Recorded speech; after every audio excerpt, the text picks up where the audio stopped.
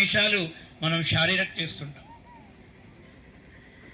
శక్తి దేనికోసం అన్నట్లయితే ప్రపంచం మొత్తం కూడా మన దేశం మీద దండయాత్ర చేసినప్పటికీ కూడా జయింపగలదిగా అన్నటువంటి శక్తి మనకు కావాలి అని కోరుకుంటాం. మనం సంఘ బలిబలం అంటే ఏనుగును లేకపోతే గుర్రాన్ని లేకపోతే సింహాన్ని పులిని వీళ్ళని బలి ఎవరు ఒక దేశంగా దేశంలో ఉన్న ప్రజలు శక్తివంతమైనటువంటి వ్యక్తులుగా తయారు కావాలి. 1999 సంవత్సరంలో మన దేశం 5 అణు పరీక్షలు నిర్వహించింది. ఈ 5 అణు పరీక్షల తర్వాత భారతదేశం యొక్క శక్తి 138వ స్థానం నుంచి 6వ స్థానానికి వచ్చేసింది. అమెరికా ఆశ్చర్యపోయింది, ఇన్ని అణు పరీక్షలు చేస్తుందో భారతదేశం అని.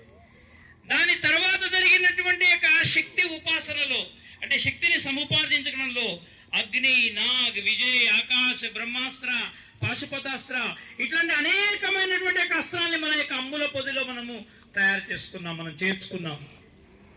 ఈరోజు మన యొక్క అస్త్రాలు 5000 కిలోమీటర్ల దూరం వరకు మన యొక్క స్కట్స్ వెళ్ళగలుగుతాయి. మన యొక్క సైంటిస్టులు అందరూ కూడా అనుకున్నారు రాబోయేటువంటి రోజుల్లో 10,000 కిలోమీటర్ల వరకు మన యొక్క స్కట్ వెళ్ళాలి, మన యొక్క అణు ఆయుధాలు వెళ్ళాలి. కాబట్టి అలాంటి యొక్క శక్తిని మనం సమకూర్చుకోవాలి. ప్రపంచ